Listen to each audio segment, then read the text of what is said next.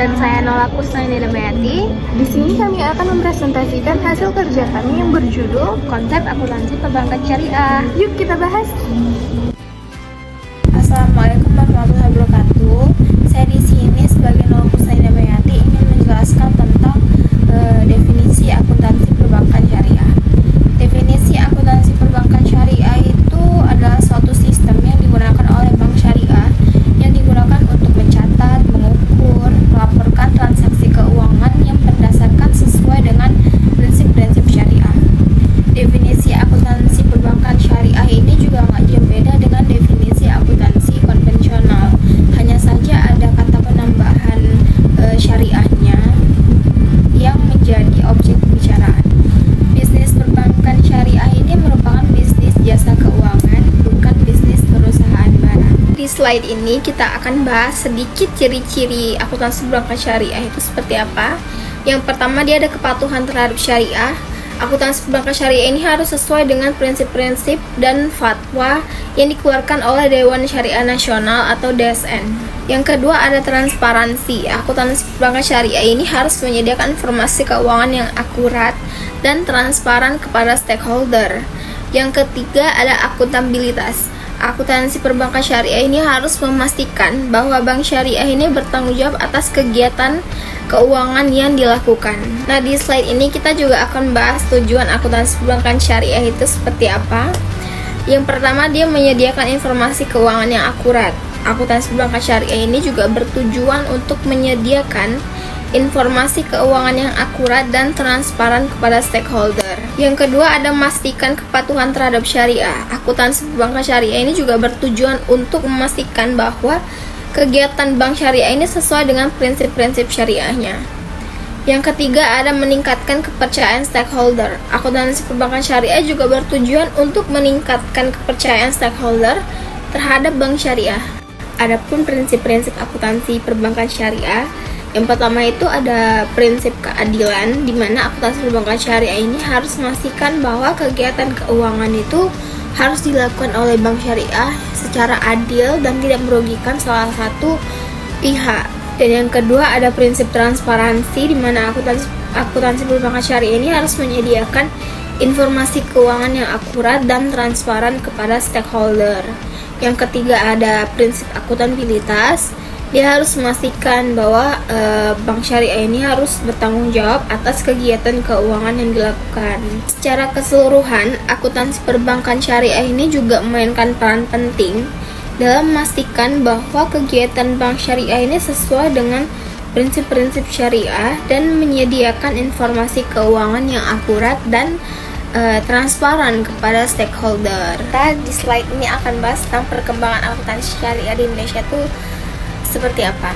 Perkembangan akuntansi syariah di Indonesia itu dia tidak dapat dilepaskan dari proses pendirian bank syariah sendiri, di mana pendirian Bank Muamalah Indonesia itu juga merupakan salah satu landasan utama diterapkannya ajaran Islam ini menjadi pedoman untuk kita bermuamalah. Pendirian ini juga dimulai dengan serangkaian proses perjuangan sekelompok masyarakat dan para pemikir Islam dalam upaya mengajak kita masyarakat Indonesia untuk bermuamalah yang sesuai dengan ajaran agama. Kelompok ini juga diprakarsai oleh beberapa orang tokoh Islam, Ikatan Cendekiawan Muslim Indonesia, serta Majelis Ulama Indonesia yang pada waktu itu sekitar tahun 1990-an. Setelah didirikannya Bank Syariah, terdapat keganjilan ketika bank membuat laporan keuangan, di mana waktu itu proses akuntansi itu belumlah mengacu pada akuntansi yang dilandasi syariah Islam. Maka selanjutnya muncullah kebutuhan akan akuntansi syariah, dan dalam proses kemunculan tersebut juga mengalami proses yang panjang. Baiklah, sekian dari penjelasan saya. Untuk slide selanjutnya akan dijelaskan oleh teman saya, Poppy Lisdiani. Baiklah teman-teman, di sini saya sebagai Poppy Lisdiani ingin menjelaskan tentang persamaan dasar akuntansi. Persamaan dasar akuntansi adalah persamaan yang secara umum menggambarkan hubungan yang terjadi di suatu perusahaan, yaitu hubungan antara kekayaan yang dimiliki dengan sumber yang diperoleh dari kewajiban dan juga modal. Persamaan dasar akuntansi ini biasanya digunakan untuk menjelaskan secara logis bahwa setiap terjadinya suatu transaksi akan selalu berpengaruh terhadap aktiva, kewajiban, dan ekuitas yang ada di dalam suatu perusahaan. Nah teman-teman, sebelum kita melakukan yang namanya pencatatan dalam persamaan dasar akuntansi, kita perlu mengetahui dulu nih bentuk dari rumus persamaan dasar akuntansi, yaitu aktiva sama dengan kewajiban ditambah ekuitas. Persamaan tersebut menjadi pedoman dalam setiap pencatatan transaksi keuangan di lembaga keuangan syariah. Selain harta dipahami dengan istilah aktiva, harta dapat pula dipahami sebagai sisi kiri yang dikenal dengan istilah sisi debit. Sedangkan kewajiban dan modal yang dipahami dengan istilah kewajiban dan ekuitas dapat pula dipahami sebagai sisi kanan atau yang dikenal dengan sisi kredit. Nah, persamaan dasar akuntansi sendiri terdiri atas 3 elemen, yaitu aktiva, kewajiban, dan ekuitas. Teman-teman pasti udah pada nggak asing nih sama ketiga elemen ini. Jadi yang pertama itu adalah aktiva. Aktiva adalah sumber daya yang dimiliki oleh suatu perusahaan sebagai hasil dari kejadian atau peristiwa yang sudah berlalu, dan perusahaan mengharapkan adanya manfaat ekonomi di masa depan yang akan mengalir masuk setiap waktunya. Contoh aktiva itu seperti kas, piutang, perlengkapan, asuransi, dibayar di muka, bangunan, dan juga lain-lainnya. Yang kedua ada kewajiban, yaitu suatu keharusan membayar kepada pihak lain yang disebabkan karena adanya tindakan atau transaksi di masa lalu dan penyelesaiannya dilakukan dengan menggunakan sumber daya yang dimiliki oleh perusahaan. Contohnya seperti utang usaha, utang gaji, utang bank, utang wesel, dan lain-lain. Terus yang ketiga ada ekuitas. Ekuitas ini adalah hak pemilik atas aktiva perusahaan yang merupakan kekayaan bersih. Jumlah aktivanya dikurangi kewajiban. Contohnya itu seperti modal saham, premium saham, saldo laba, dan juga lain-lain. Selanjutnya saya akan menjelaskan bagaimana cara menyusun persamaan dasar akuntansi. Di sini saya kasih contoh usahanya Aisyah selama bulan Februari 2020 dan berikut transaksinya. Aisyah melakukan setoran modal awal sebesar 30 juta dari dana pribadi. Nah, dari transaksi tersebut dapat kita analisis sebagai berikut. Karena Aisyah melakukan setoran modal awal sebesar 30 juta, maka di kolom aktiva bertambah akun kas dan di kolom ekuitasnya bertambah akun modal, masing-masingnya sebesar 30 juta. Dan di sini keterangannya kita buat setoran modal. Nah, kita lanjut ke transaksi berikutnya. Aisyah melakukan pembelian bahan habis pakai berupa pena, kertas, dan tinta printer secara kredit sebesar 1 juta. Maka analisisnya seperti ini. Karena Aisyah melakukan pembelian bahan habis pakai secara kredit sebesar 1 juta, maka di kolom aktiva bertambah akun bahan habis pakai dan di kolom pasiva bertambah akun utang usaha yang masing-masingnya sebesar 1 juta. Nah, di sini saya akan menjumlahkan agar memudahkan nanti kita di akhir. Nah, sudah, kita lanjut ke transaksi berikutnya. Lalu pada tanggal 10, Aisyah menerima uang dari pendapatan atas jasa menyewakan bangunan sebesar 5 juta. Nah, mari kita analisis sama-sama. Di sini karena Aisyah menerima uang dari pendapatan atas jasa menyewakan bangunan sebesar 5 juta, maka di kolom aktivanya bertambah akun kas dan di kolom ekuitasnya bertambah akun pendapatan jasa yang masing-masingnya sebesar 5 juta. Lalu di sini kita buat keterangannya pendapatan jasa. Di sini saya jumlahkan lagi. Setelah itu lanjut ke transaksi berikutnya. Jadi langsung saja kita analisis ya. Karena Aisyah melakukan pembelian peralatan kantor secara tunai sebesar 1 juta, maka di sini kasnya berkurang 1 juta dan peralatannya bertambah 1 juta. Di sini saya jumlahkan lagi. Setelah itu kita lanjut ke transaksi berikutnya. Pada tanggal 14, Aisyah melakukan pembayaran sebagian utang atas transaksi tanggal 5 sebesar 500.000. Maka analisisnya di kolom aktivanya berkurang akun kas dan di kolom kewajiban berkurang akun utang usaha yang masing-masing sebesar 500.000. Selesai dijumlahkan, lalu kita ke transaksi berikutnya. Aisyah mengirimkan bukti tagihan kepada pelanggan atas jasa penyewaan properti yang belum diterima sebesar 3 juta. Maka di kolom aktiva bertambah akun piutang usaha dan di kolom ekuitas bertambah akun pendapatan jasa yang masing-masingnya sebesar 3 juta. Dan kita ke transaksi tanggal 17. Aisyah membayar beban servis kendaraan sebesar 400.000. Maka di kolom aktiva berkurang akun kas dan di kolom ekuitas berkurang akun beban servis kendaraan yang masing-masingnya sebesar 400.000. Lalu pada transaksi tanggal 20, Aisyah menarik kas perusahaan untuk keperluan pribadi sebesar 500.000. Maka di kolom aktiva berkurang akun kas dan di kolom ekuitas berkurang akun prive masing-masing sebesar 500.000.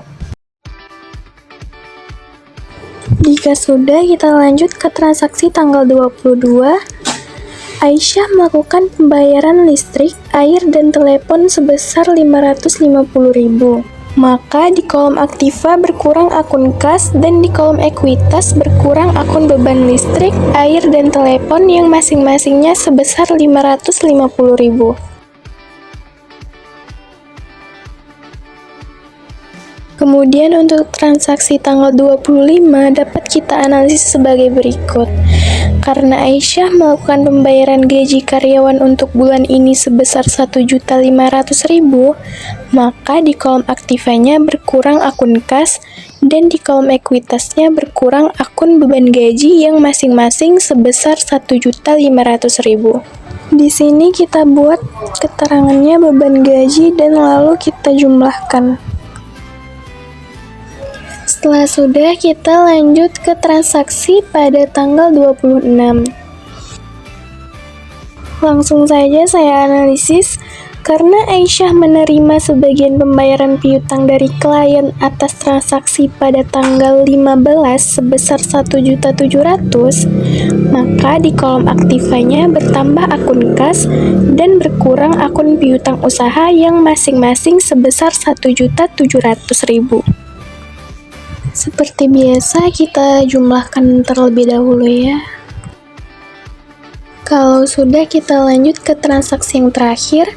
Setelah dilakukan perhitungan, ternyata sisa bahan habis pakai sebesar Rp350.000. Maka kita buat di kolom bahan habis pakainya berkurang Rp650.000 dan di kolom ekuitasnya juga berkurang Rp650.000. Jadi kenapa di sini saya buat 650? Karena Aisyah melakukan pengecekan dan ternyata sisa bahan habis pakainya hanya tersisa 350.000.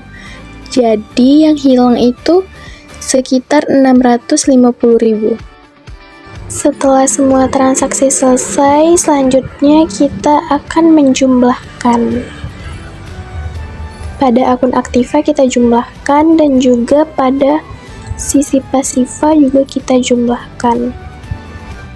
Apabila sisi aktiva dan pasivanya sudah kita jumlahkan lalu menghasilkan angka yang sama, maka penyusunan persamaan dasar akuntansi yang kita kerjakan sudah benar. Nah, seperti ini hasil kanan dan kirinya sama. Sini saya juga akan menyampaikan beberapa landasan hukum yang diatur untuk akuntansi perbankan syariah. Yang pertama yaitu berdasarkan Al-Quran pada surah Al-Baqarah ayat 282 yang mana artinya, hai orang-orang yang beriman, apabila kamu bertransaksi dengan utang piutang untuk waktu yang ditentukan, maka hendaklah kamu menuliskannya. Dan juga pada surah An-Nisa ayat 58 yang mana Sesungguhnya Allah menyuruh kamu menyampaikan amanat kepada yang berhak menerimanya. Dan apabila kamu menetapkan hukum di antara manusia, maka hendaklah kamu menetapkan hukum dengan adil. Setiap muslim diatur oleh ketentuan syariah, yaitu hukum Islam, yang bersumber pada Al-Quran dan hadis Nabi Muhammad SAW, yang dimana tujuannya adalah untuk menegakkan keadilan dan kesejahteraan sosial sesuai dengan perintah Allah Subhanahu wa Ta'ala. Islam memang sudah mengatur segala tata cara hidup manusia, tidak terkecuali muamalah. Bahkan dalam Al-Quran Allah berfirman dalam surah Al-Baqarah ayat